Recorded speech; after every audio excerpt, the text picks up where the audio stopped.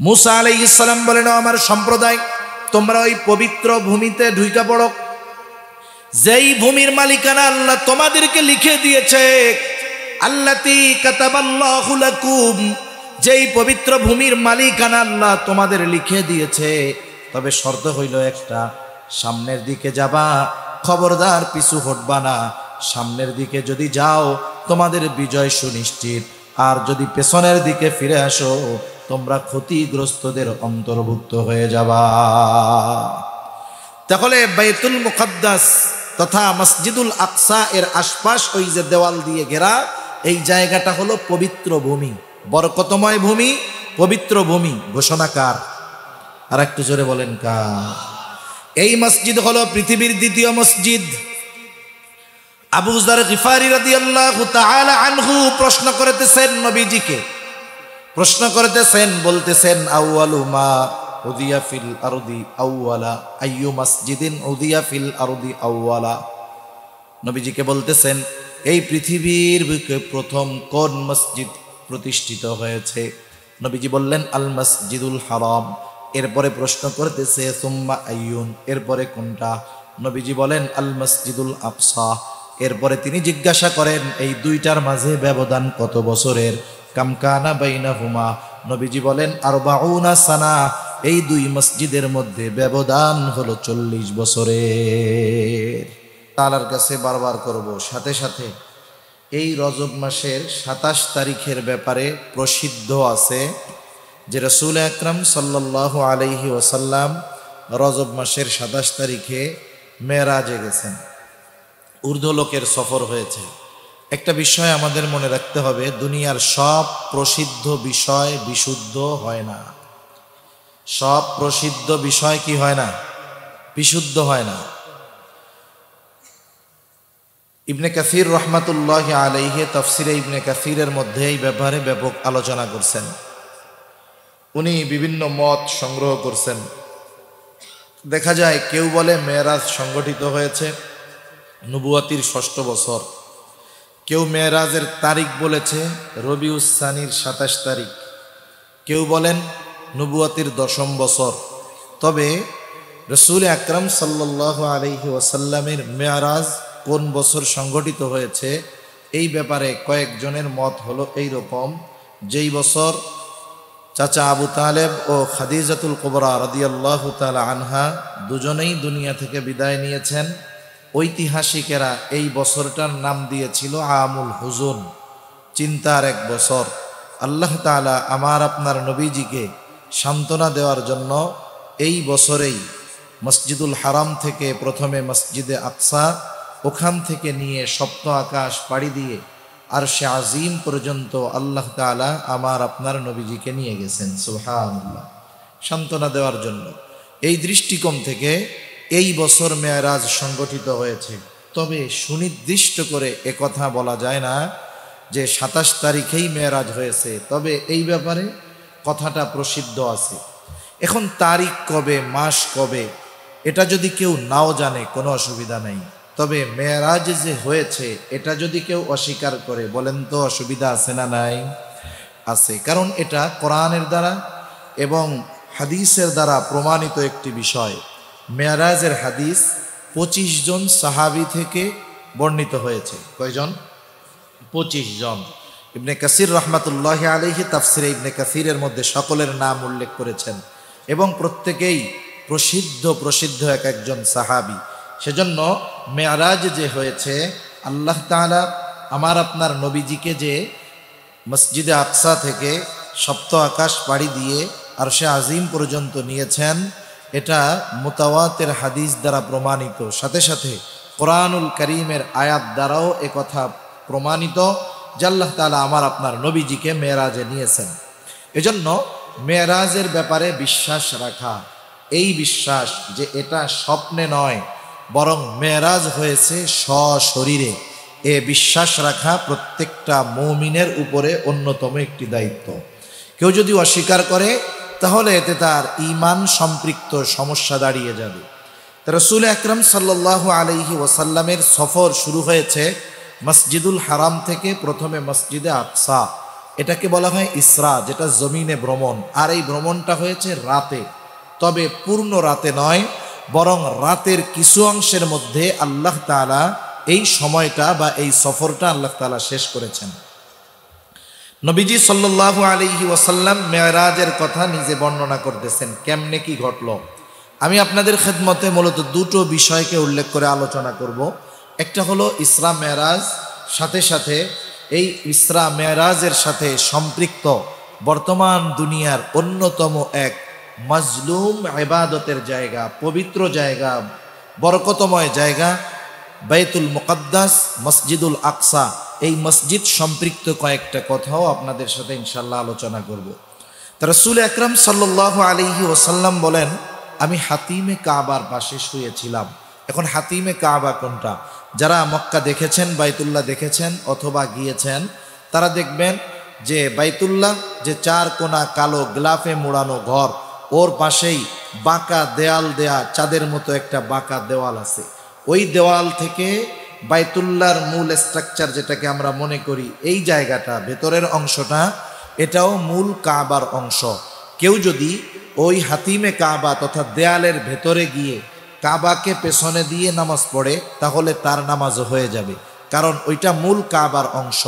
আর মূল কাবার মধ্যে ঢুকে, ওই চার কোনা ঘরের মধ্যে ঢুকে যে যেদিকে ফিরেই নামাজ পড়ুক না কেন, তার নামাজ হয়ে যাবে। নবীজি বলেন, আমি ওখানে শুয়েছিলাম। জিবরাইল আলাইহিস সালাতু ওয়াসসালাম আসলেন, আমাকে নিয়ে গেলেন ঘুম থেকে উঠিয়ে। কোথায়? নবীজিকে নিয়ে গেলেন জমজম কূপের পাশে। ওইখানে একটা স্বর্ণের পাত্র, এই পাত্রটা ঈমান ও হিকমত দিয়ে পরিপূর্ণ ছিল, সাথে সাথে জমজমের পানি। নবীজি সাল্লাল্লাহু আলাইহি ওয়াসাল্লাম ওইখানে পৌঁছানোর পরে নবীজির শাক্কে সাদার, নবীজির বুক বিদীর্ণ করা হলো। আধুনিক পরিভাষায় যাকে বলে হার্ট সার্জারি করা হলো, ওপেন হার্ট সার্জারি। নবীজির এই বক্ষ বিদারণ করে ভেতর থেকে হার্টকে, হৃৎপিণ্ডকে বের করে জমজমের পানি দ্বারা ধুয়ে আবার প্রতিস্থাপন করা হলো। নবীজির এভাবে করা হলো। এখন দেখেন, আজ থেকে 150 বছর আগে এইভাবে বুক চিরে মানুষের হার্ট অপারেশন হবে, ব্লক ছুটানো হবে, রক্তনালীতে যেই ব্লক পড়েছে ওখানে রিং পড়ানো হবে। আজ থেকে 150 বছর আগে বলেন তো, এই জিনিসটা মানুষ কি সম্ভব হতে পারে মনে করত? না, এটা তাদের কাছে কল্পনার চাইতে বেশি কিছু ছিল। তাহলে আজ থেকে 100 বছর আগে যেটা ছিল অসম্ভব, 100 বছর পরে ওই জিনিসটা কোনো ব্যাপারই না। কি না বলেন? কোনো ব্যাপারই না। একসময় হার্ট অপারেশন হতো, পুরা দেহকে অবশ করা হতো। আর এখন একজন মানুষের এই ওপেন হার্ট সার্জারি করার জন্য তার গোটা দেহ অবশ করা লাগে না, বরং শুধুমাত্র যেই জায়গাটাতে কাটা হবে নির্দিষ্ট জায়গা অবশ করে তার সেন্স ঠিক থাকে। এমনকি যার অপারেশন হচ্ছে সে ডাক্তারের সাথে কথাও বলে, আবার স্ক্রিনের মধ্যে দেখায়, ডাক্তারও তাকে দেখায়, দেখেন এই যে এই নালীতে আপনার ব্লক, এই যে দেখেন এইখানে সংকুচিত হয়ে গেছে, এই জায়গাটা আমরা এভাবে রিং বসায় ছুটায় দিব যাতে রক্ত ইজিভাবে চলাচল করতে পারে। তাহলে একটা মানুষ সুস্থ মস্তিষ্কে সজ্ঞানে তার হার্ট বের করে, তার বুক চিরে হার্ট বের করে ব্লক ছুটানো হবে, আর সে নিজ চোখে এটা দেখবে। এটা আজ থেকে 100 না 50 বছর আগেও কেউ কল্পনা করে নাই। এই জন্য কাফেররা যারা মেরাজকে অস্বীকার করে, এরা প্রথমেই বলতো পরের কথাগুলো বাদ দেন, একটা মানুষের বুক চিরলে ওই মানুষটা বেঁচে থাকে কেমনে, বাইসা থাকলেই না বাকি সফর হবে। কিন্তু আজকের চিকিৎসা বিজ্ঞান বলে যে একটা মানুষের বুক চিরে অপারেশন করা, হার্ট অপারেশন করা, হৃৎপিণ্ড বের করে আবার প্রতিস্থাপন করা, এটা চিকিৎসা বিজ্ঞানের কাছে এখন একটা স্যাম্পল ব্যাপার, ঠিক কিনা বলেন? নবীজির বুক বিদীর্ণ করা হয়েছে কয়েকবার। প্রথমবার করা হয়েছে যখন হালিমাতুস সাদিয়ার ঘরে নবীজি ছিলেন। দুধ পান করানোর সময় শেষ হওয়ার পরেও হালিমাতুস সাদিয়া চাচ্ছিল যে এই শিশু আমার ঘরে আসার কারণে আমার ঘর বরকতে ভরে গেছে, আরো কিছুকাল যদি এই শিশু আমার তত্ত্বাবধানে থাকে আমিও বরকত লাভ করতে পারবো। আবার ওই শিশুর প্রতি, শিশু নবীর প্রতি হালিমাতুস সাদিয়ারও অন্যরকম এক মোহাব্বত, ভালোবাসা তৈরি হয়ে গিয়েছে। এই জন্য আবার তিনি নবীজিকে নিয়ে আসলেন কিছুকাল নিজের কাছে রাখার জন্য। হালিমাতুস সাদিয়ার কন্যা আমার আপনার শিশু নবীকে নিয়ে একদিন মাঠে গেছে। নবীজি বসে আছেন এক জায়গায়, তারা ছাগল চড়াচ্ছে, খেলাধুলা করতেছে। ইতিমধ্যে হঠাৎ হালিমাতুস সাদিয়ার মেয়ে দেখতে পেল, নবীজির দুধ বোন দেখতে পেল যে দুইজন সাদা পোশাকধারী নবীজির কাছে আসছে। শিশু মানুষ, তাকে শোয়ায়া দিছে, বুকটা চিরে ফেলছে। এই মেয়েটা ভয়ে দৌড়ায়া মার কাছে গিয়ে বলতেছে, মা, আমার কুরাইশি ভাইকে দুইজন সাদা পোশাকধারী মানুষ ধরে শোয়ায়ে বুকটা চিরে জানি কি করতেছে। এইবার দৌড় দিয়ে হালিমাতুস সাদিয়া চলে আসলেন। এসে দেখেন যে নবীজি থরথর করে কাঁপতেছে। এর মধ্যে ফিরিস্তা দুইজন তাদের কাজ শেষ করে চলে গেছে। কি করেছেন? প্রত্যেকটা মানুষ শিশুকালে তার শিশুসুলভ কিছু আচরণ থাকে। প্রথমবার শাক্কে সদরের মাধ্যমে নবীজির মধ্যে যেই শিশুসুলভ বিষয়টাকে ছিল, আল্লাহ তাআলা এটাকে পরিপূর্ণ ক্লিয়ার করে দিয়েছেন। এজন্য নবীজির সিরাত যারা পড়েছেন, নবীজির জীবনী যারা পড়েছেন, আপনারা জানবেন যে শিশুকালেও নবী অন্যান্য শিশুদের মতো ছিলেন না। তিনি বসে থাকতেন, ওনার চেহারার দিকে তাকালে মনে হতো গভীর কোনো বিষয় নিয়ে তিনি চিন্তা করতেছেন, ধ্যানে মগ্ন আছেন, চিন্তিত আছেন, এমনটা মনে হইতো ওনাকে দেখলে। এরপরে আর একবার হয়েছে, যৌবনকালে আরেকবার নবীজির শাক্কে সদর করা হয়েছে। কেন? কারণ মানুষের বয়সের সাথে সাথে তার ইচ্ছা চাহিদা এগুলোরও পরিবর্তন ঘটে। একটা 10 বছরের বাচ্চার যেই ইচ্ছা একটা 25 বছরের যুবকের ইচ্ছা কখনো সেম হবে না। আল্লাহ তাআলা নবীজিকে দ্বিতীয়বার শাক্কে সদর করিয়েছেন পুনরায় আরেকবার যৌবনকালে। কেন? কারণ যৌবনকালীন কিছু বিষয় আছে, এগুলো নবীজির থেকে আল্লাহ তাআলা বের করে দিয়েছেন। এজন্য আমার আপনার নবীজির চারিত্রিক বিষয়টা এমন ছিল যে নবীজির চরিত্র নবুয়াতির আগেও যেমন ছিল, নবুয়াতির পরেও তেমনই ছিল। নবীজি নবুয়াতি পাওয়ার পরে আল্লাহ তাআলা আমার আপনার নবীজির মাধ্যমে, কোরআনের মাধ্যমে, নবীজির সুন্নাহ, নবীজির নির্দেশের মাধ্যমে যেই বিষয়গুলো নিষেধ করেছেন, হারাম করেছেন, এমন কোন বিষয় আমার আপনার নবীজি নবুয়াতির আগেও কখনো করেন নাই। সুবহানাল্লাহ বলেন। যেমন একটা বলি যে মদ পান, মদ হারাম হয়েছে নবুয়াতির সাথে সাথেই নয়, বরং আরো অনেক পরে, অনেক পরে মদ হারাম হয়েছে। কিন্তু ইতিহাস ঘেটে আপনি দেখাতে পারবেন না যে নবীজি নবুয়াতির আগে কোনোদিন মদ পান তো বহু দূরের কথা, নবীজি কোনোদিন কোনো মদের পাত্র ছুঁয়ে দেখছেন, এ ইতিহাসও দেখাতে পারবেন না।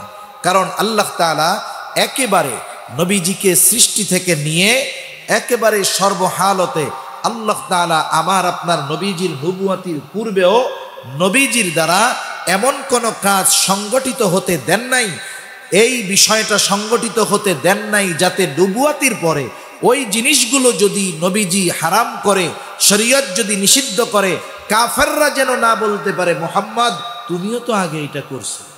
কথা বুঝেন নাই? যেমন আমাদের সমাজে অনেক ছেলে আছে খুব দুষ্টু, বিড়ি সিগারেট খায়, আরো বদ অভ্যাস আছে। এখন সে কোনো না কোনোভাবে ভালো হয়ে গেছে, সে ভালো হয়ে গেছে, পাপ থেকে তওবা করছে, উলামা ইকরামের সোহবতে থাকে, দাওয়াত ও তাবলীগের মেহনতে যায়, ছেলেটা এখন ভালো।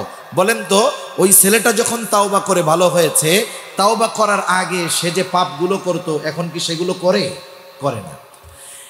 এখন ও দেখতেছে বাজারে ওর বন্ধু একজন সিগারেট খাচ্ছে, ও তো এখন ভালো মানুষ, বন্ধুরে গিয়ে বলতেছে, বন্ধু এই কাজগুলো ভালো না, এই দুর্গন্ধ মুখে থাকলে রহমতের ফিরিস্তা আসবে না, এই কাজগুলো কইরো না। আমরা বাঙালি, আমাদের স্বভাব কি দেখবেন, অধিকাংশ মানুষ বলবে ওরে মিয়া এত বুজুর্গি দেখায়ও না, 1 বছর আগে তুমি যে টানা টানছো, এরকম বলার লোক তো আলহামদুলিল্লাহ এখানে নাই।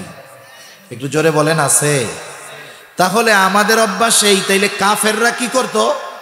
নবীজি যদি নিজে এমন কোনো কাজ করতেন আর ওই কাজ যদি নবুয়াতির পরে নিষিদ্ধ করতেন, তাইলে কাফেররা বলতো মুহাম্মদ তুমিও তো কয়দিন আগে এটা করছো। এই কথাটাও যেন আমার আপনার নবীকে দুনিয়ার কোনো মানুষ না বলতে পারে, এজন্য আল্লাহ তাআলা সব হালতে নবুয়াতির আগেও ওই বিষয়গুলো থেকে আমার আপনার নবীকে আল্লাহ হেফাজত করেছেন, নবীজি নবুয়তির পরে যেই বিষয়গুলো শরীয়ত নিষিদ্ধ করেছে, একটা দুইটা উদাহরণ দেই। যেমন নবীজি বলেন, একবার কিশোরকালে যখন আমি বালক, সব বুঝি, ওই সময় এক বাড়িতে বিবাহ অনুষ্ঠান হবে। বিবাহ অনুষ্ঠান হবে, সকালে মিলে ওই বাড়িতে গেছে, একবারে সব মানুষ ওই বাড়িতে কি হবে, নাচ গান আনন্দ অনুষ্ঠান হবে। আপনাদের চট্টগ্রামের বিবাহ শাদীতে তো আলহামদুলিল্লাহ নাচ গান এইসব হয় না? আলহামদুলিল্লাহ হয়। একটু জোরে বলেন। হয়, বেশি হয়। আরো কি হয়? যেই বাড়িতে বিবাহ হয় ওই বাড়িতে বিবাহের দিন না, আমার মনে হয় গোটা মাস ধরেই এইগুলা চলে। এই বিবাহ অনুষ্ঠানে গান বাদ্য, এটা জাহেলিয়াতের একটা প্রথা। এগুলো মুসলমানদের কাজ হতে পারে না। তা আমি আর ওই দিকের আলোচনা তো করব না। নবীজি গেছেন, বালক তিনি তখন। ইতিমধ্যে ওই মূল গান বাদ্যর আসর শুরু হয়ে যাবে। সকলে বলতেছে, মুহাম্মদ আসো আসো, শুরু হয়ে গেল। নবীজি বলেন, সকলে গান বাদ্য নাচ গান দেখার জন্য যাবে। ইতিমধ্যে হঠাৎ আমার দু চোখ জুড়ে ঘুম চলে আসছে। এমন ঘুম আসছে, আমি আমার চোখ দুটোকে মেলে রাখতে পারতেছিলাম না। সকলে চলে গেল, আমি ওই বাড়ির এক প্রান্তে গিয়ে ঘুমায় পড়লাম। এমন ঘুম দিছি, কিছুই টের পাই নাই। সারা রাত কি হইছে কিছুই শুনি নাই, কিছুই জানি নাই, কিছুই বুঝি নাই। সকলে সারা রাত আনন্দ ফুর্তি করে বাড়িতে চলে গেছে। আর আমার ঘুম ভাঙছে তখন সূর্যের আলো আমার মুখের উপরে এসে পড়ছে যখন। সুবহানাল্লাহ বলেন। আল্লাহ তাআলা নবীজিকে হেফাজত করেছেন। আর একটা বলি, যৌবনকালে কাফেররা একবার কাবাঘর সংস্কার করবে, কাবাঘর সংস্কার হবে। কাবাঘর সংস্কারের এই কাজে অংশগ্রহণ করতে পারা নিঃসন্দেহে বড় ফজিলতের কাজ, ঠিক কিনা বলেন? মসজিদের খেদমত করতে পারা ফজিলতের কাজ। আর সেটা যদি বাইতুল্লাহ হয়, আল্লাহর ঘর, সেই কাবা হয়, এর চাইতে উত্তম আর কি হতে পারে? সবাই পুরুষেরা ওই কাজে অংশগ্রহণ করছে। এখন এরা চিন্তা করতেছে, এত ফজিলতের কাজ, যেই পোশাক পরে গোনা করি, যেই পোশাক পরে মিথ্যে কথা বলি, যেই পোশাক পরে অন্যের হক নষ্ট করি, সেই পোশাক পরে আবার যদি এই ভালো কাজটা করি, এটা ঠিক হবে না। তাহলে কি করা যায়? সকলে পোশাক খুলে বিবস্ত্র হয়ে সবাই এই কাজটা করো। সকলে পোশাক খোলার সিদ্ধান্ত নিয়েছে। নবীজি বলেন, আমার পরনে লুঙ্গি, কাপড় পরা, সবাই খুলে ফেলছে। এখন আব্বাস রাদিয়াল্লাহু তাআলা আনহু নবীজির কাছে এসে বলে, মুহাম্মদ কি হইল? সবাই খুলে ফেলছে, তুমি খোলো না কেন? নবীজি বলতেছেন, আমাকে যখন বলল লুঙ্গি খোলার কথা, খোলা তো বহুদূর, এই কথা চিন্তা যখন করতেছি আমি সাথে সাথে অজ্ঞান হয়ে জমিনের উপরে পড়ে গেছি। সুবহানাল্লাহ। লুঙ্গি আর নবীজির খোলা লাগে নাই। আল্লাহ তাআলা এই বিভিন্ন পদ্ধতিতে আমার আপনার নবীজিকে হেফাজত করেছেন। এখন আসেন, আরেকবার শক্কে সদর মেরাজের আগে করা হইল কেন? কারণ দুনিয়ার আবহাওয়া আর ঊর্ধ্বলোকের আবহাওয়া পরিস্থিতি এক না। একটা মানুষের যত টাকা থাকুক না কেন, সে চাইলে পৃথিবীর বিভিন্ন রাষ্ট্র ভিসা থাকলে যখন তখন টাকা দিয়ে টিকিট কেটে সফর করতে পারবে, কিন্তু মন চাইলেই মহাকাশে যাইতে পারবে না।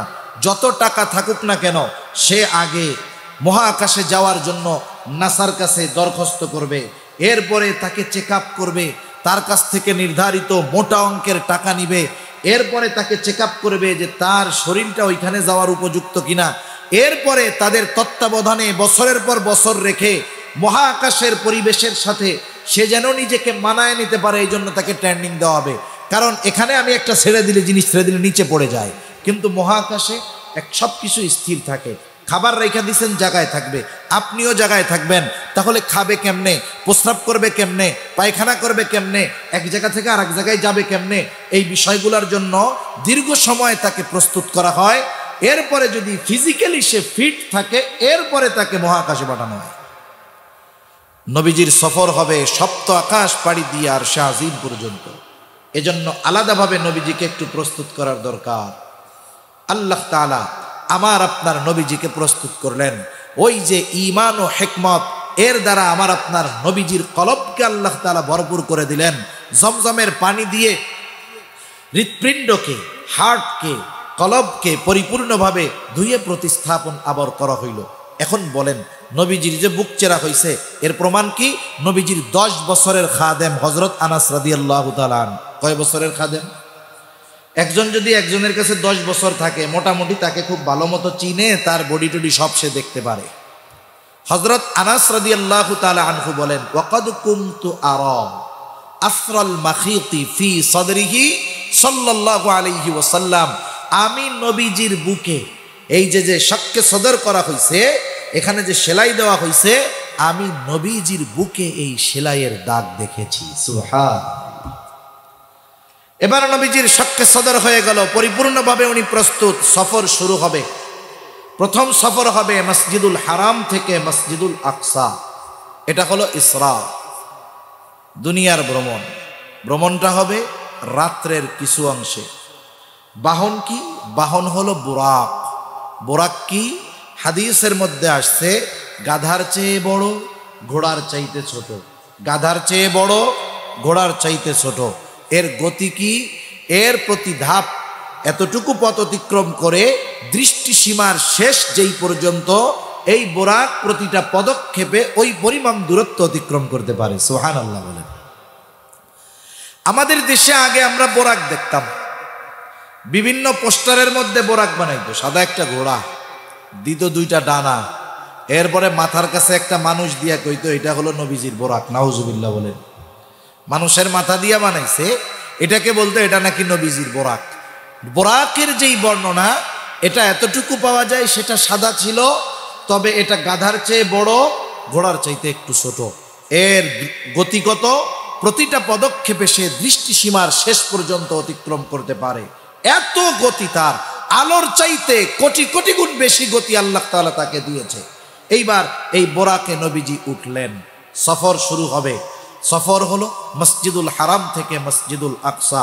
আল্লাহ তাআলা কোরআনুল কারীমের মধ্যে সে কথা বলেন, সুবহানাল্লাযী আসরা বিআবদিহি লাইলাম মিনাল মাসজিদিল হারাম ইলাল মাসজিদিল আকসাল্লাযী বারাকনা হাওলাহু লিনুরিয়াহু মিন আয়াতিনা। পূত পবিত্র তিনি, মহিমান্বিত তিনি, যিনি তার বান্দাকে মসজিদুল হারাম থেকে মসজিদুল আকসা পর্যন্ত রাত্রের কিছু অংশের মধ্যে ভ্রমণ করিয়েছেন। কেন ভ্রমণ করিয়েছেন? আল্লাহ তাআলাই বলেন, লিনুরিয়াহু মিন আয়াতিনা, তার ওই বান্দাকে তার নিদর্শন সমূহ দেখানোর জন্য মসজিদুল হারাম থেকে মসজিদুল আকসা পর্যন্ত সফর করিয়েছেন। এই মসজিদুল আকসার গুণ বর্ণনা করে আল্লাহ তাআলা বলেন, আল মসজিদুল আকসাল্লাযী বারাকনা হাওলাহু। অনেকে চিন্তা করতে পারে বাইতুল্লাহর ফজিলত বুঝলাম, কিন্তু মসজিদুল আকসার স্পেশালিটি কি? আল্লাহ তাআলা জবাবে বলেন, বারাকনা হাওলাহু, ওই মসজিদুল আকসা হলো এমন মসজিদ যার চতুর্পাশ হলো বরকতময়। আমি আল্লাহ এই মসজিদের চতুর্পাশকে বরকতময় করেছি। নবীজি পৌঁছায় গেলেন মসজিদুল হারাম থেকে এক নিমেষে মসজিদুল আকসায়। যাওয়ার সময় অনেক কিছু তার নজরে আসছে, এত লম্বা কথা বলার মতো সুযোগ সময় আমার কোনোটাই নাই, আমি শুধু মূল কথাগুলো বলবো। নবীজি দেখতে পাইলেন কুরাইশদের একটা কাফেলাও বাণিজ্য শেষে ফিরতেছে মক্কার দিকে। নবীজি মসজিদুল আকসায় আসলেন। আগে আমাকে আপনাকে বুঝতে হবে, আমরা 2টা শব্দ শুনি, অনেক সময় বলে বাইতুল মুকাদ্দাস, অনেক সময় বলে মসজিদুল আকসা। এই 2টার মধ্যে তফাৎ কি? তফাৎ হইল এই 2টা জিনিস একই। বাইতুল মুকাদ্দাস বলতে বলা হয় ওই যে মসজিদুল আকসার 4 পাশ দিয়ে বড় বেষ্টনী করে চারদিকে দেওয়াল দিয়ে ঘেরা দেওয়া আছে একটা এরিয়া। ওই এরিয়ার মধ্যে অনেকগুলো স্থাপনা আছে। ওই স্থাপনাগুলো চতুর্দিকে দেওয়াল দিয়ে ঘিরে দেওয়া। ওই দেওয়াল দিয়ে ঘিরে দেওয়া যেই জায়গাটা, ওই পরিপূর্ণ জায়গাটাই হলো বাইতুল মুকাদ্দাস। আর মসজিদুল আকসা আমরা যেটাকে বলি, এটা ওই বাইতুল মুকাদ্দাস এরিয়ার মধ্যে একটা স্থাপনা, একটা মসজিদ। নবীজি সাল্লাল্লাহু আলাইহি ওয়াসাল্লাম পৌঁছাইলেন ওইখানে। পাথর ছিদ্র করে ওইখানে বাহনকে বেঁধে দিলেন। প্রত্যেকটা নবী যারা ওইখানে গিয়েছে প্রত্যেকেই তাদের বাহনকে ওই পাথরের ওই জায়গায় বেঁধে রাখত। এইবার নবীজি মসজিদুল আকসায় ঢুকলেন। মসজিদুল আকসা নিয়ে কয়েকটা কথা একটু বলার দরকার, কারণ পৃথিবীর একমাত্র বরকতময় পবিত্র ভূমি, যেই ভূমির দাবিদার ঐশী তিন ধর্মের অনুসারীরা। ইয়াহুদিরাও দাবি করে এটা আমাদের, খ্রিস্টানেরাও দাবি করে এটা আমাদের, আমরা মুসলমানেরাও বলি এটা আমাদের। বাস্তবতা হলো ওই ভূমির প্রকৃত দাবিদার হলো মুসলমানেরা। ওই ভূমির ওই মসজিদ সহ গোটা বাইতুল মুকাদ্দাসের পূর্ণ অধিকার মুসলমানদের। কিন্তু আফসোস ওইটার দাবি ওরাও করে। ওরা করার অনেকগুলো কারণ। ইহুদিরা করে, এর মধ্যে অন্যতম কারণ হলো ইহুদিদের একটা ভ্রান্ত বিশ্বাস হইল মসজিদুল আকসা যেটা, এখন মসজিদুল আকসা কোনটা? আমরা মূলত অনেকে মসজিদুল আকসা বলতে বুঝি বড় সোনালী গম্বুজের কারুকার্য খচিত একটা স্থাপনা আমাদের সামনে দেখানো হয়। অনেকে মনে করে এটাই মনে হয় মূল মসজিদ। না, এটা হলো ডোম অফ রক। এটা মূল মসজিদ নয়। মূল মসজিদটা অধিকাংশ সময় আড়ালেই থেকে যায়, অনেকে চিনে না। বাইতুল মুকাদ্দাসের যেই দেয়াল আছে চতুর্দিক দিয়ে, এক পাশের দিকে খেয়াল করলে দেখবেন ছোট্ট একটা ধূসর বর্ণের গম্বুজওয়ালা একটা মসজিদ আছে। ওই মসজিদটা ধূসর বর্ণের এরকম ছিল না। ওই মসজিদটা স্বর্ণ দিয়ে আরো অনেক কারুকার্য খচিত ছিল। কিন্তু আফসোস ওই মসজিদের সাথে যত দামি দামি স্বর্ণ অন্যান্য জিনিস ছিল সবগুলো দ্বিতীয় বিশ্বযুদ্ধের সময় ব্রিটিশরা, পরবর্তীতে ইহুদিরা বারবার আক্রমণ করে ওখান থেকে ওই জিনিসগুলো নিয়ে গেছে। এবং মসজিদুল আকসা যেটা মূল মসজিদ, আমরা যেটাকে আকসা বলি, যে ওই বাইতুল মুকাদ্দাস এই এরিয়ার মধ্যে একটা স্থাপনা মসজিদুল আকসা, এই মসজিদের অনেক ক্ষতি সাধন করেছে ইহুদিরা। এমনকি ওরা ওটাকে ভেঙে ফেলতে চায়। বাইতুল মুকাদ্দাসের মধ্যে ওই স্থাপনাটাকে ভেঙে আর একটা মসজিদ বানাইতে চায় তারা। তাদের ভ্রান্ত বিশ্বাস হইল বর্তমান যেই মূল মসজিদে আকসাটা আছে এটা সুলাইমানি অবকাঠামোতে নির্মিত নয়। মানে সুলাইমান আলাইহিস সালাম যেমনে বানাইছে ওই রকম নাই। কেমনে বানাবে? ওদের ধর্মীয় গুরুরা একটা স্ট্রাকচার দিয়ে দিছে যে এই রকম ভাবে বানানো, তোমাদের প্রভাব বিস্তার করবে এবং গোটা দুনিয়া তোমাদের নিয়ন্ত্রণে চলে আসবে। ইহুদিদের একটা ভ্রান্ত বিশ্বাস যে ওই মসজিদ ভেঙে থার্ড টেম্পল যদি বানানো হয়, নতুন আর একটা অবকাঠামো করে মসজিদ বা ইবাদতের জায়গা বানানো হয়, যেটা সুলাইমান আলাইহিস সালামের যেই স্ট্রাকচার ছিল ওই স্ট্রাকচারে বানানো হবে, তাহলে দাজ্জাল আসবে, 1 কোটি ইহুদি 750 কোটি মানুষের উপরে প্রভাব বিস্তার করবে। ওদের আশা এটা। এখন বলেন তো, এরা যেই বিশ্বাসটা করতেছে এটা কি সঠিক না ভ্রান্ত? যেমন গত মাসের 22 তারিখ বাবরি মসজিদ ভেঙে রাম মন্দির বানানো হয়েছিল, সেই রাম মন্দির উদ্বোধন করা হয়েছে। জানেন আপনারা 500 বছর এইখানে মসজিদ ছিল। 500 বছর আজান হয়েছে, ইকামত হয়েছে, নামাজ হয়েছে। 47-এর দেশ বিভক্তির পরে আস্তে কইরা একদল গুজব উঠায় দিছে। জানো, এই রাম মন্দিরের নিচে কিন্তু, এই মসজিদের নিচে কিন্তু রাম মন্দির ছিল। মসজিদের নিচে কি ছিল? রাম মন্দির। গুজব ছড়ায় বেশি। এমনভাবে ছড়াইছে কারণ এরপরে যখন দেশ বিভক্ত হয়ে গেছে, পাকিস্তান একদিক, ভারত আর একদিক, যারা ভারতে ছিল হিন্দু উগ্রবাদী, ওরা চেয়েছে ভারতের মাটিতে মুসলমান থাকবে না, মুসলমানদের কোনো নিশানা থাকবে না, মুসলমানদের নাম পর্যন্ত তারা ভারতের মাটিতে রাখতে চায় না। এজন্য মাঝে মধ্যে দেখেন না, মুসলমানদের স্থাপনাগুলোর নাম পরিবর্তন করে ফেলে, বিভিন্ন প্রসিদ্ধ জায়গার নাম পরিবর্তন করে ফেলে। এই খবর মনে হয় আপনাদের কাছে নেই? আছে, বহু জায়গার নাম তারা পরিবর্তন করে ফেলতেছে। এই উপমহাদেশের অন্যতম শাসক মোগল সম্রাট জহিরুদ্দিন বাবর, ওনার নামে মসজিদ হলো বাবরি মসজিদ। মোগল সম্রাটদের অন্যতম এক আলোকময় ইতিহাস আছে এই ভারতবর্ষে। ওরা চায় যে মুসলমানদের স্থাপনা এবং নাম মুছে দিয়ে ইতিহাস থেকে মোগল সাম্রাজ্যের ইতিহাসকে ওরা মুছে দিতে চায়, মুসলমানদের ইতিহাস রাখতে চায় না ওরা। এই কর্মসূচি হলো ওদের। এখন বানানো হইল এই উগ্রবাদীদের পক্ষ অবলম্বন করে, জুলুম করে ওই জায়গায় ঘোষণা দেওয়া হইল নিচে রাম মন্দির ছিল। এখন যদি আদালত রায় দেয়, এক দলের তদন্ত করতে দিছে, ওই তদন্ত যারা করতেছে তারাও ওই দলের লোক, ওরা তদন্ত করে কইছে নিচে তো মন্দিরের অস্তিত্ব পাওয়া গেছে। আদালত রায় দিবে কি, তাহলে এটা ভাঙো, মন্দির বানাও। মসজিদের জন্য পাশে জায়গা দেওয়া হয়েছে, ওটা বাদ। মূল মসজিদ কেন ভাঙা হইল?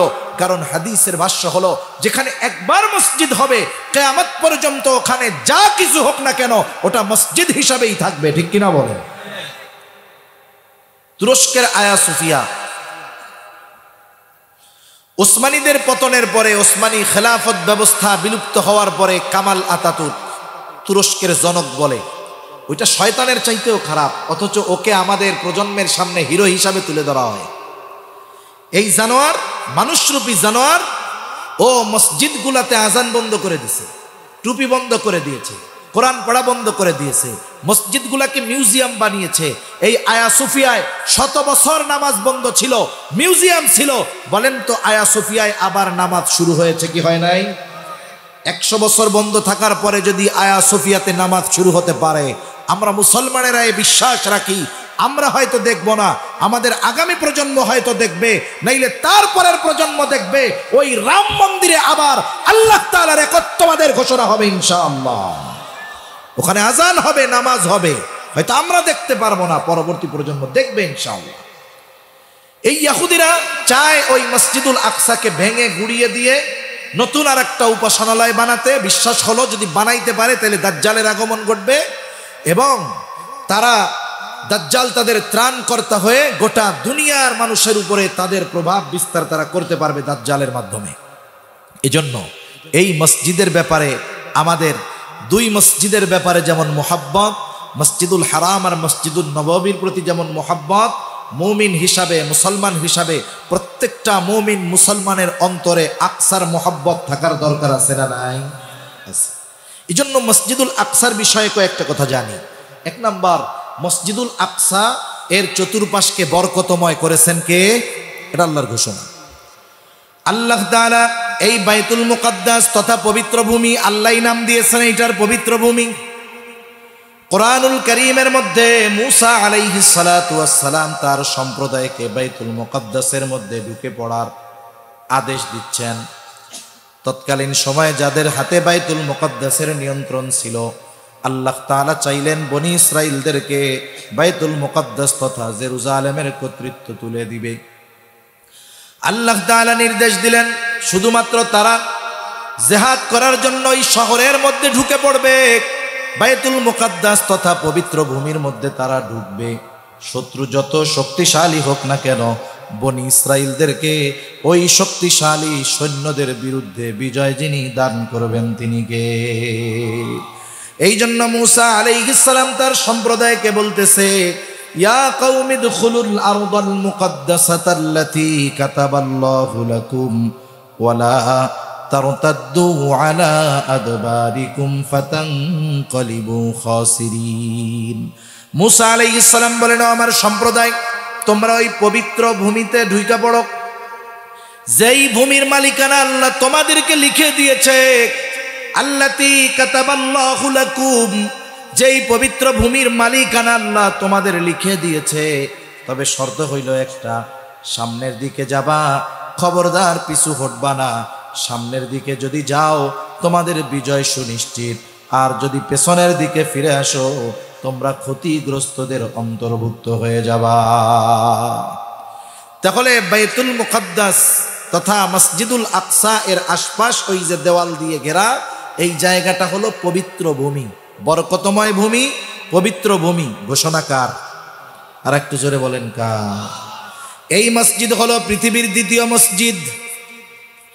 আবু যর গিফারি রাদিয়াল্লাহু তাআলা আনহু প্রশ্ন করতেছেন নবীজিকে, প্রশ্ন করতেছেন, বলতেছেন, আউয়ালু মা উদিয়া ফিল আরদি আউয়ালা, আইয়ু মসজিদিন উদিয়া ফিল আরদি আউয়ালা। নবীজিকে বলতেছেন, এই পৃথিবীর বুকে প্রথম কোন মসজিদ প্রতিষ্ঠিত হয়েছে? নবীজি বললেন, আল মসজিদুল হারাম। এরপরে প্রশ্ন করতেছে, সুম্মা আইয়ুন, এরপরে কোনটা? নবীজি বলেন, আল মসজিদুল আকসা। এরপরে তিনি জিজ্ঞাসা করেন, এই দুইটার মাঝে ব্যবধান কত বছরের? কামকানা বাইনাহুমা। নবীজি বলেন, আরবাউনা সানা। এই দুই মসজিদের মধ্যে ব্যবধান হলো 40 বছরের। কত বছরের ব্যবধান? 40 বছরের ব্যবধান। কোন কোন মুহাদ্দিসিন কেরাম বলেন, কোন কোন মুফাসসির বলেন 40 বছর কেমনে হয়? কারণ মসজিদুল আকসা এটা নির্মিত হয়েছে ইব্রাহিম আলাইহিস সালামের হাতে, আর বাইতুল্লাহ নির্মাণ হয়েছে তো কত আগে। তাইলে এখানে এরকম হইল কেন? মূল বিষয়টা হলো এইরকম যে বাইতুল্লাহ তো মুসা আলাইহিস সালামের মহাপ্লাবনের সময় একেবারে ধ্বংস হয়ে গেছিল, মানে একেবারে ক্ষতিগ্রস্ত এত পরিমাণ হয়েছে যে ওইখানে যে ঘর ছিল টেরি পাওয়া যাইত না। শুধুমাত্র ওইখানে একটা বালুর ডিবি ছিল। ওই যে আল্লাহ তাআলা শিশু নবী ইসমাইল আলাইহিস সালাম ও তার মা হাজেরা আলাইহিস সালামকে আল্লাহর নির্দেশে ইব্রাহিম আলাইহিস সালাম রাইখা আসলেন ওইখানে। জনমানবহীন প্রান্তর, কিচ্ছু নাই। যায় দেখেন শুধুমাত্র একটা উঁচু বালুর ডিবি, ওর পাশে স্ত্রী সন্তানকে রাইখা আসছেন আল্লাহর আদেশে। আল্লাহ কেন ওইখানে নেওয়াইছেন কারণ হইল আল্লাহ তাআলা ইসমাইল আলাইহিস সালাম আর ইব্রাহিম আলাইহিস সালামের মাধ্যমে তার ঘরকে আল্লাহ তাআলা পুনরায় প্রতিষ্ঠিত করবে। সুবহানাল্লাহ। এরপরে ইসমাইল আলাইহিস সালাম বড় হয়েছে ওই জায়গায়। এক জায়গায় যে দীর্ঘকাল বসবাস করে ওই জায়গার প্রতি একটা মায়া মহব্বত জাগ্রত হয় কি হয় না? দেখবেন যেই জায়গায় আপনি জন্ম থেকে আছেন, একেবারে শিশুকাল থেকে দীর্ঘকাল, ওই জায়গার প্রতি আলাদা একটা মহব্বত থাকে, ঠিক না? ইসমাইল আলাইহিস সালাম ওনার বংশ বিস্তার হয়েছে ওইখানেই। এরপরে বড় যখন হয়েছেন আল্লাহর নির্দেশে বাপ বেটা দুইজনে মিলে ওই কাবাকে ওনারা সংস্কার করছেন। এর 40 বছর পর ইব্রাহিম আলাইহিস সালাতু ওয়াস সালাম মসজিদুল আকসা ওনার হাতে প্রতিষ্ঠিত করছেন। এই হিসাবে হলো দুইটার মধ্যে ব্যবধান কত বছর? 40 বছর। এই মসজিদের অন্যতম একটি বৈশিষ্ট্য হলো এটা মুসলমানদের প্রথম কিবলা। রাসূল আকরাম সাল্লাল্লাহু আলাইহি ওয়াসাল্লাম হিজরতের পূর্বে ওই দিকে ফিরে নামাজ পড়েছেন, হিজরতের পরেও 16 মাস ওই দিকে ফিরে নামাজ পড়ছেন। আব্দুল্লাহ ইবনে আব্বাস রাদিয়াল্লাহু তাআলা আনহু থেকে বর্ণিত, তিনি বলেন, কানা রাসূলুল্লাহ সাল্লাল্লাহু আলাইহি ওয়াসাল্লাম ইউসাল্লি বিমাক্কাতা নাহওয়া বাইতুল মুকাদ্দাস। নবীজি বাইতুল মুকাদ্দাসের দিকে ফিরে নামাজ পড়তেন যখন তিনি মক্কায় ছিলেন। ওয়াল কাবাতু বাইনা ইয়াদাই, কাবা তাদের মাঝে থাকতো। তার মানে নবীজি দক্ষিণ পাশে দাঁড়াইতেন, উত্তর দিকে হলো বাইতুল মুকাদ্দাস। নবীজি দক্ষিণ পাশে দাঁড়াইয়া আগে সামনে কাবাকে রাখতেন, এরপরে উত্তর দিকে থাকতো বাইতুল মুকাদ্দাস। বাদামা হাজারা ইলাল মাদিনা 16 শাহরা, নবীজি যখন হিজরত করে মদিনায় চলে গেলেন 16 মাস ওই দিকে ফিরে নামাজ পড়ছে। এখন তো উত্তর দিকে জেরুজালেম, মদিনা উত্তরে, মদিনার থেকে আরো উত্তরে বাইতুল মুকাদ্দাস। এখন যদি নবী বাইতুল মুকাদ্দাসের দিকে ফিরে নামাজ পড়েন, কাবাকে সামনে রাখার কোনো উপায় থাকে না, কাবা পড়ে যায় পেছনে। কিন্তু নবীজির অন্তরের মধ্যে তামান্না, কাবা যদি মুসলমানদের জন্য কেবলা হতো কতই না ভালো হতো। নবীজির অন্তরে সব সময় এই তামান্না ছিল, নবীজির অন্তরে সব সময় এই আশা ছিল। নবীজি মদিনায় হিজরত করবার পর আল্লাহ তাআলা ইহুদিদেরকে আস্তে আস্তে দুর্বল বানায়া দিলেন। তারা অর্থনৈতিকভাবে দুর্বল হতে শুরু করলো, আল্লাহর ব্যাপারে বিভিন্ন অপবাদ তারা দিতে থাকলো। নবীজিও বুঝতে পারলেন যে এখন মদিনায় আর ইহুদিদের আগে সেই প্রভাব প্রতিপত্তি নাই। এখন যদি কাবা কিবলা পরিবর্তন হয়ে যায় কোনো সমস্যা নাই। নবীজি একদিন নামাজে দাঁড়ায় গেছেন বাইতুল মুকাদ্দাসের দিকে ফিরে। এইবার অন্তরের মধ্যে ওই আশাটা অতিমাত্রায় জাগ্রত হয়ে গেছে যে কাবা যদি মুসলমানদের কিবলা হতো কতই না ভালো হইতো। নবীজি বারবার আকাশের দিকে তাকাচ্ছেন নামাজের মধ্যে, অন্তরের মধ্যে আশা, কাবা যদি মুসলমানদের জন্য কিবলা হয় কতই না ভালো হয়। নবীজির অন্তরে এই আশা আর আকাশের দিকে নবীজি বারবার তাকায়। বলেন তো দুনিয়ার কেউ এই তাকানোর অর্থ বুঝুক আর না বুঝুক, জানুক আর না জানুক, যিনি বোঝেন যিনি জানেন তিনি কে? আল্লাহ তাআলা ওহী নাযিল করে বলেন, قد نرى تقلب وجهك في السماء فلنولينك قبلة ترضاها। কেন আপনি বারবার উপরের দিকে তাকান? আমি আল্লাহ দেখি তাকানোর কারণটাও আমি আল্লাহ জানি। ফালানুওয়াল্লিয়ান্নাকা কিবলাতান, আমি আপনার জন্য কিবলা পরিবর্তন করে দিব। তারদাহা, আপনি যেমনটা চান, তার মানে আপনার চাওয়া অনুযায়ী আপনার জন্য আমি কিবলাটাকে ঘুরায়া দিব। 2 রাকাত হয়ে গেছে নামাজ। আল্লাহ তাআলা বলেন দেরি করার দরকার নাই। ফাওয়াল্লি ওয়াজহাকা শাতরাল মসজিদিল হারাম, আপনি আপনার চেহারাটাকে নামাজের মধ্যে এই মসজিদুল হারামের দিকে ঘুরায়া দেন। এর আগে নবীজি 16 মাস নামাজ পড়ছে ওইখানে, মক্কায় থাকতে ওই দিকেই কেবলা মনে করে পড়ছে, তবে কাবাকে সামনে রেখে নবীজি নামাজ পড়ছে। এজন্য এর সাথে আমাদের ইবাদতের সম্পর্ক আছে। এই মসজিদুল আকসা এমন এক মসজিদ, পৃথিবীর অন্য কোন মসজিদ বরকতের নিয়তে সফর করলে সওয়াব হয় না, গুনাহ হয়। কিন্তু 3টা মসজিদ ফজিলতের আশা নিয়ে সফর করলে সওয়াব হয়। সুবহানাল্লাহ বলেন। কতজন কত মসজিদ দেখতে যায়, কেউ 60 গম্বুজ দেখতে যায়, কেউ 201 গম্বুজ দেখতে যায়, কেউ অমক মসজিদ দেখতে যায়। এইসব সফরের মধ্যে কোনো সওয়াব, বরং সওয়াব মনে করে গেলে আরো গুনাহ। সওয়াব মনে করে গেলে কি বলেন না, এমনি অন্য কাজে গেছেন তখন দেখছেন সমস্যা নাই তো, কিন্তু নির্দিষ্ট করে যদি যান তাহলে হবে না। কত মানুষ আছে 5 ওয়াক্ত নামাজ পড়ে না, কিন্তু বড় মসজিদে যায় 2 রাকাত নামাজ পড়ছে, কেন কয় অনেক ফজিলত আছে। তোমার যে ফজিলত আছে এটা কইছে গেড়া? পাশে মসজিদ নামাজ পড়ে না, পাশে একজনের বুজুর্গের কবর আছে, ওর পাশে একটু জায়গা আছে, ওরে বাবা কি নামাজ পড়তেছে। অথচ মসজিদে একটু আগে ফরজ নামাজ হয়েছে, পড়ে নাই। এরকম লোক তো আলহামদুলিল্লাহ আমাদের দেশে নাই। 3টা মসজিদ ভ্রমণের উদ্দেশ্যে যাওয়া যায়, বরকতের নিয়তে যাওয়া যায়। মসজিদুল হারাম, মসজিদুল নববী, আর হইল মসজিদুল আকসা। বরং কোন কোন সময় তো ওখানে যাওয়াটা ফরজ হয়ে যায়। যার উপরে হজ ফরজ, বলেন তো তার জন্য বাইতুল্লাহ জিয়ারত ফরজ না ওয়াজিব না সুন্নাত? ফরজ না? যার হজ ফরজ হয়েছে তার তাওয়াফ তো করতে হবে, এটা তো ফরজ কাজ। পৃথিবীর অন্যতম মসজিদ এই মসজিদ, যেই মসজিদে দাজ্জাল ঢুকতে পারবে না। নবীজি সাল্লাল্লাহু আলাইহি ওয়াসাল্লাম বলেন আখরি জামানায় যখন দাজ্জালের আবির্ভাব ঘটবে, সব জায়গায় সে পৌঁছায়া যাবে 4টি জায়গা ছাড়া। একটা হলো মসজিদুল হারাম। মসজিদুল হারামের যেই এরিয়া, এর মধ্যে ঢুকতে পারবে না, ফেরেশতারা চতুর্দিক দিয়ে পাহারা দিবে। মসজিদুল নববী, এই মসজিদের এরিয়ার মধ্যে ঢুকতে পারবে না। আর একটা হলো বাইতুল মুকাদ্দাসে ঢুকতে পারবে না। 4 নম্বর আরেকটা মসজিদ আছে মসজিদুত তুর, ওই মসজিদের মধ্যেও দাজ্জাল ঢুকতে পারবে না। আরো অনেক ফজিলত আছে এই মসজিদের। এই মসজিদের অন্যতম এক ফজিলত যে দুনিয়ার অন্য কোথাও যেটা ঘটে নাই। কি ঘটছে এই মসজিদে? বলে এই মসজিদ হলো একমাত্র মসজিদ, এই বাইতুল মুকাদ্দাস মসজিদুল আকসা, এটা এমন একটা জায়গা আল্লাহ তাআলা পৃথিবীর সব নবী রাসূলকে ওই এক জায়গায় একত্রিত করছে। সুবহানাল্লাহ বলে। দুনিয়ার আর কোথাও এটা হয় নাই। এই মসজিদের চতুর্পাশে অনেক নবী রাসূলদের কবর আছে, অনেক নবীদের হিজরতের জায়গা হলো এই বাইতুল মুকাদ্দাস। এই বাইতুল মুকাদ্দাস, এই মসজিদুল আকসার ইমাম কয়েকজন নবী। এই মসজিদে নবীজি এখন আসছেন, আয়েশা 2 রাকাত নামাজ পড়লেন। কয় রাকাত? এখন এখানে ইবনে কাসির রহমাতুল্লাহি আলাইহি বলেন যে আমরা এরকম বর্ণনা পাই যে নবীজি সকল নবীর উপস্থিতিতে 2 রাকাত নামাজের ইমামতি করছেন।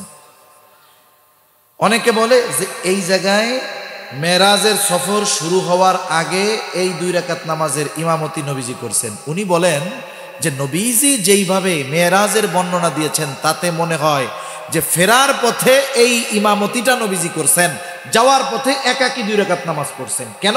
আমি একটু সামনে গিয়ে বলতেছি। তা নবীজি 2 রাকাত নামাজ পড়ছেন। এখন সফর হলো ঊর্ধ্ব আকাশের। এই সফর শুরু হয়েছে মেরাজের। মেরাজ অর্থ সিঁড়ি। এই বিশেষ সিঁড়িতে আল্লাহ তাআলা আমার আপনার নবীজিকে ঊর্ধ্বলোকে সফর করাইছেন, সাথে জিবরাইল আলাইহিস সালাম। এবার 2 জন মিলে ছুটে চলেছেন।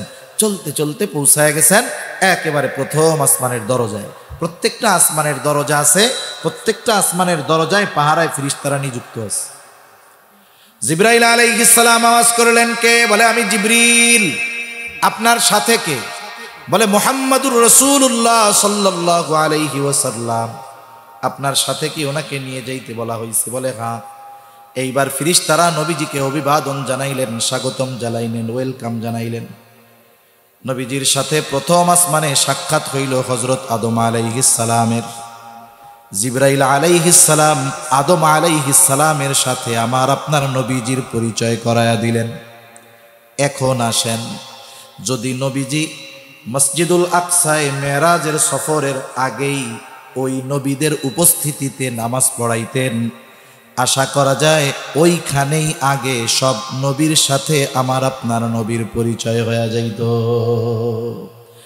তাইলে যদি নামাজ পড়াইয়াই থাকেন, তাইলে প্রথম আসমানে যাওয়ার পরে আদম আলাইহিস সালামের সাথে পরিচয় করায় দেওয়ার দরকার কি? কারণ একটু আগেই তো দেখা হয়েছে। কথা বুঝেন নাই? আল্লামা ইবনে কাসির রাহমাতুল্লাহি আলাইহি বিশদ গবেষণার পরে বলতেছেন যে আসলে এই ইমামতিটা হয়েছে লাস্টে। আদম আলাইহিস সালামের সাথে কথাবার্তা হইল, আদম আলাইহিস সালাম দোয়া করে দিলেন। এবার দ্বিতীয় আকাশে সফর, আবার ওই রকম জিজ্ঞাসাবাদ হলো, পরিচয় জানতে চাওয়া হইল। ফেরেশতারা দরজা খুলে দিল। নবীজিকে অভিবাদন স্বাগতম জানানোর পর দ্বিতীয় আসমানে দেখা হইল ঈসা ইয়াহইয়া আলাইহিমাস সালাম দুইজনের সাথে। এনরা পরস্পর হইলেন খালাতো ভাই। দুজনে দোয়া করলেন, কথা হলো। এবার ওনারা দোয়া করলেন, সফর শুরু করলেন তৃতীয় আসমানের দিকে। তৃতীয় আসমানের দরজাও এরকম খুলে দেওয়া হলো, অভিবাদন জানাইল ফেরেশতারা। তৃতীয় আসমানে ছিলেন হযরত ইউসুফ আলাইহিস সালাতু ওয়াস সালাম। নবীজির সাথে পরিচয় করায় দেওয়া হলো। নবীজির জন্য তিনি দোয়া করলেন। নবীজি দুনিয়ায় আসার পর ইউসুফ আলাইহিস সালামের সৌন্দর্য বর্ণনা করতে গিয়ে বলেন, আল্লাহ তাআলা গোটা দুনিয়ার অর্ধেক সৌন্দর্য দিয়া ইউসুফ আলাইহিস সালামকে সৃষ্টি করেছে। এইবার চললেন চতুর্থ আসমানে, ওই রকম দরজা খোলা হলো, অভিবাদন জানাইল ফেরেশতারা। চতুর্থ আসমানে সাক্ষাৎ হলো ইদ্রিস আলাইহিস সালামের সাথে। নবীজির জন্য তিনিও দোয়া করলেন। চতুর্থ আসমান থেকে পঞ্চম আসমান, ওই রকম কথাবার্তা হলো, দরজা খুলে দেওয়া হলো। নবীজির সাথে পঞ্চম আসমানে দেখা হইল হারুন আলাইহিস সালামের সাথে, তিনিও দোয়া কইরা দিলেন। ওখান থেকে আবার সফর ষষ্ঠ আকাশের দিকে। আবার ফেরেশতারা ওই রকম কথা জিজ্ঞাসা করার পরে দরজা খুলে দিল, অভিবাদন স্বাগতম জানাইল। ষষ্ঠ আকাশে দেখা হয়ে গেল মূসা আলাইহিস সালামের সাথে। এবার ওখান থেকে সফর সপ্ত আকাশে। সপ্ত আকাশের দরজায় পৌঁছায় গেলেন। ফেরেশতারা দরজা খুলল, অভিবাদন জানাইল। নবীজি সপ্ত আকাশে পৌঁছায় গেলেন, যেইখানে আছে বাইতুল মামুর। একেবারে আমাদের মসজিদুল হারাম কাবা থেকে বরাবর সপ্ত আকাশ উপরে একটা মসজিদ, এটার নাম হলো বাইতুল মামুর। দুনিয়ার মানুষেরা যেমন ওই মসজিদ তাওয়াফ করে, ফেরেশতারাও বাইতুল মামুর তাওয়াফ করে। নবীজিকে এক হাদিসের মধ্যে জিজ্ঞাসা করা হয়েছে, ইয়া রাসূলুল্লাহ, ফেরেশতাদের সংখ্যা কত? নবীজি বলেন, শোনো, আমাদের যেমন এই যে কাবা, ঠিক এই বরাবর সপ্ত আকাশের উপরে আর একটা মসজিদ আছে, ওইটার নাম হলো বাইতুল মামুর। ওইখানে দৈনিক ৭০,০০০ ফেরেশতা তাওয়াফ করে। একবার যারা তাওয়াফ করে বের হয়, কিয়ামত পর্যন্ত দ্বিতীয়বার তাওয়াফ করার সুযোগ আর তারা পাবে না। তাহলে ফেরেশতাদের মূলত সংখ্যা কত, এটা মূলত ভালো জানেন কে? আল্লাহ জানে। ওই বাইতুল মামুরের একটা দেয়ালে হেলান দিয়ে বসে আছেন মুসলিম মিল্লাতের পিতা ইব্রাহিম আলাইহিস সালাতু ওয়াস সালাম। এবার কথাবার্তার পরে ওনারা চলছেন, আবার চলতে চলতে পৌঁছায় গেলেন কোথায়? বলে ইনদা সিদরাতিল মুনতাহা, একেবারে সীমান্তের বড়ই গাছের কাছে পৌঁছায় গেছেন। নবীজি এই বড়ই গাছের বর্ণনা দেন, বলেন এর এক একটা পাতা হইল হাতির কানের মতো, এক একটা বড়ই হইল হাজারের মটকার মতো। আমাদের অঞ্চলে বলে কুলা, ওই কুলার মতো এক একটা বড়ই, বিশাল বড় বড় সাইজের। ওই জায়গায় জিবরাইল আলাইহিস সালামকে নবীজি দ্বিতীয়বার ওনার সশরীরে দেখছে। নবীজি বলেন জিবরাইলের ৬০০ ডানা আছে। কয়শো ডানা? ৬০০ ডানা। একেবারে নিকট হয়ে গেছে, কাছাকাছি হয়ে গেছে দুইজন। দেখেন মেরাজের ঘটনায় অনেক চটকদার ঘটনা আছে, এটা কিন্তু আমরা হাদিসের মধ্যে পাই না। কতজন কি কয় তখন? এই জায়গায় কয় না এরকম বলে। জিবরাইল তখন বলতেছে ওই সীমান্তের বড়ই গাছ ওইখানে আইসা বলতেছে, হুজুর এখন থেকে বাকি সফর আপনার একা করতে হবে, বাকি সফরে আমি আপনার সাথে যাইতে পারবো না। নবীজি বলে, জিবরাইল রে, কেন যাইতে পারবা না, কারণ কি? বলে, হুজুর, আমি যদি আপনার সাথে এইখান থেকে আর এক কদম সামনে যাই, আমার 600 নূরের পাখনা পুড়ে ছাই হয়ে যাবি। আর পাবলিকে কই সুবহানাল্লাহ। কিন্তু এটা যে পাইলো কই, এটা বুঝলাম না। এটা শুনতে খুব মজা লাগে, কিন্তু এর কোনো বাস্তবতা নাই। তা জিবরাইল আলাইহিস সালাম বললেন, বাকি সফর আপনার একা। আল্লাহ তাআলা বিশেষ ব্যবস্থায় আমার আপনার নবীজিকে আল্লাহ তাআলা মেহমান বানায় নিয়ে গেলেন। এখানে নবীজিকে আল্লাহ তাআলা 3টা হাদিয়া দিছে। কয়টা হাদিয়া দিছে জোরে বলেন? 3টা। একটা হলো সূরা বাকারার শেষ কয়েকটা আয়াত। দ্বিতীয় হাদিয়া যে আপনার যেই উম্মত শিরিক করবে না ওরে আমি মাফ করে দেব, যে উম্মত শিরিক করবে না তাকে মাফ করে দিব, এই সুসংবাদ। তৃতীয় 50 ওয়াক্ত নামাজ। নবীজি হাদিয়া নিয়ে চলে আসছেন।